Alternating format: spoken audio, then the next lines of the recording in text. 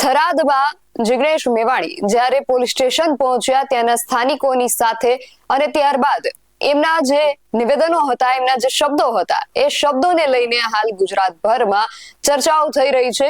જિગ્નેશ મેવાણીના જે શબ્દો હતા રજૂઆત દરમિયાન, એ શબ્દો અયોગ્ય હતા. તેને લઈને હવે ભાજપના જે નેતાઓ છે અને ભાજપના જે અગ્રણીઓ છે અને પોલીસ પરિવારના જે વ્યક્તિઓ છે એ લોકો વિરોધ નોંધાવી રહ્યા છે. ત્યારે કોંગ્રેસના જે આગેવાનો છે એમનું કહેવું છે કે જિગ્નેશ મેવાણીની જે રજૂઆત છે, જે મુદ્દો છે, એ વધુ મહત્વપૂર્ણ છે એમના શબ્દો કરતા. અને હવે આ બાબતને લઈને ગુજરાતભરમાં જે ઘમાસાણ છે એ શરૂ થઈ ગયા છે.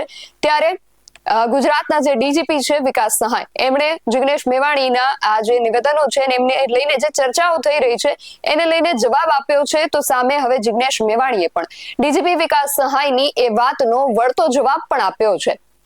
એક તરફ પોલીસ અધિકારી છે અને એક તરફ ધારાસભ્ય છે. આ બંને હવે જાણે સામસામે થઈ ગયા હોય તેવા ઘાટ સર્જાયા છે. શું છે સમગ્ર વિગત જાણીએ અહેવાલમાં. જય હિન્દ, BSI TV ન્યૂઝ પર આપની સાથે હું છું નિધિ ગઢવી.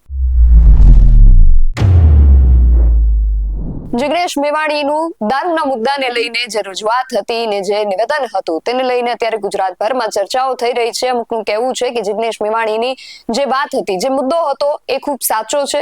અમુક લોકોનું એવું કહેવું છે કે એમની રજૂઆત તો સાચી હતી, પરંતુ એમની રજૂઆત કરવાની જે રીત હતી, રજૂઆત દરમિયાન જે શબ્દ પ્રયોગ એમણે જે કર્યો એ ખોટો હતો. જાહેર જીવનમાં અને જનપ્રતિનિધિ પર આવા શબ્દ પ્રયોગ શોભા નથી દેતા. તેને લઈને હવે ગુજરાતભરમાં ચર્ચાઓ થઈ રહી છે. કોણ સાચું કોણ ખોટું તેને લઈને પણ ઘણી બધી જગ્યાએ ચર્ચાઓ થઈ રહી છે. આવામાં હવે ગુજરાતના જે પોલીસ વડા છે ડીજીપી વિકાસ સહાય, તેમણે એક કાર્યક્રમ દરમિયાન આડકતરી રીતે જિગ્નેશ મેવાણીનું નામ લીધા વગર જ્યારે પોલીસ મિત્રોને સંબોધી રહ્યા હતા ત્યારે એમણે એક આડકતરો જવાબ જિગ્નેશ મેવાણીને આપ્યો છે. સૌથી પહેલા તો તેમને સાંભળીએ, પછી આગળ વાત કરીએ. અને જો ભૂલ કોઈ વ્યક્તિ કરે, કોઈ અધિકારી કરે, કોઈ કર્મચારી કરે તો એને નશ્વર કરવા માટે અમે લોકો બેઠા છીએ. ડિપાર્ટમેન્ટના લોકો છે, પણ ડિપાર્ટમેન્ટના બહારના કોઈ વ્યક્તિ મારા અધિકારીના કર્મચારીને કંઈ કહી જાય, તમારા અધિકારીના કર્મચારીને કંઈ કહી જાય તો એ ટોલરેટ કરવાની કઈ જરૂર નથી. You are the leader of the force.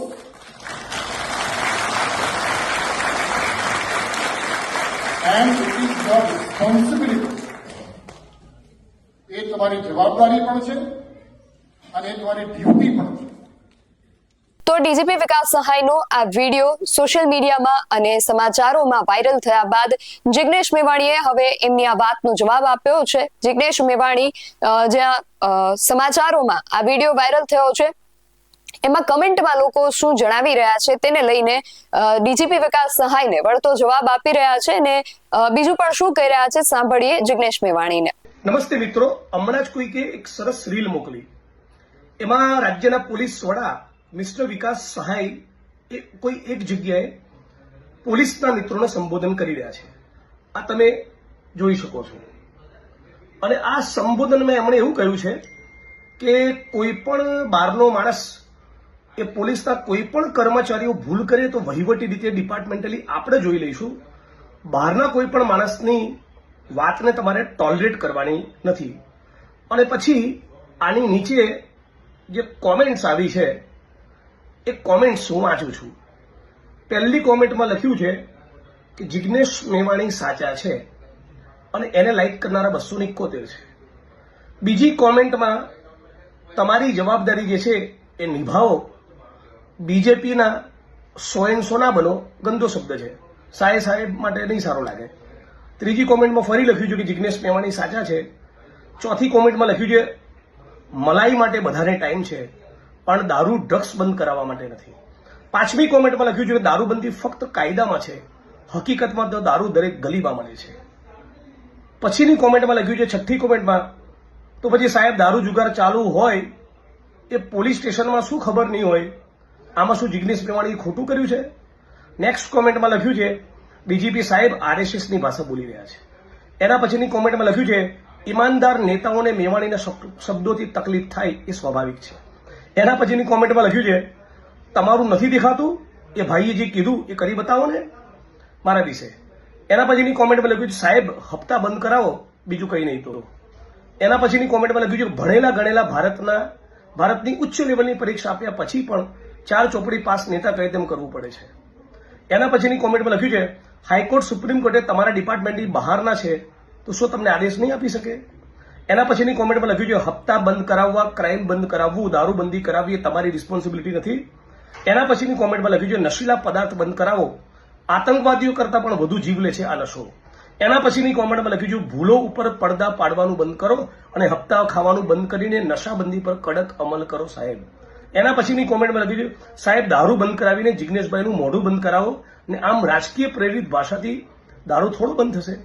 એના પછીની કોમેન્ટમાં લખ્યું છે, ખુલ્લેઆમ દારૂ વેચાય છે એનું કંઈક કરો, તમારી પાસે નીડર જાબાદ સૈનિકો હોય તો. એના પછી કોમેન્ટમાં લખ્યું છે, જિગ્નેશ મેવાણીની રજૂઆત કરવાની શૈલીમાં અમુક શબ્દોની પસંદગી ખોટી છે, બાકી રજૂઆત ખોટી નથી. એના પછીની કોમેન્ટમાં લખ્યું છે, તમારી બધી વાત સાચી સર, પરંતુ તમારા ખાતાના અધિકારીઓને પણ ટ્રેનિંગ આપો જરા કે સામાન્ય નાગરિકો જોડે કઈ રીતે વાત કરવી.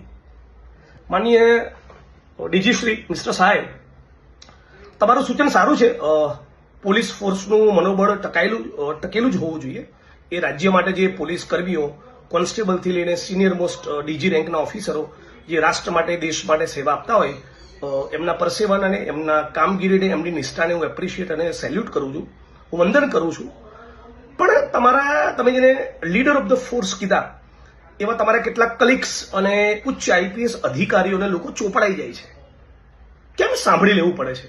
એટલા માટે સાંભળી લેવું પડે છે કે લગભગ 33 જિલ્લાના એસપી અને મોટા ભાગના આઈપીએસ અધિકારીઓ આજે પણ આ ગુજરાતમાં દારૂમાંથી, જુગારમાંથી, ડ્રગ્સમાંથી, લેન્ડની ડીલ્સમાંથી, માઇનિંગમાંથી, અનેક પ્રકારના કડદા હપ્તાખોરીમાંથી કમાતા હોય છે.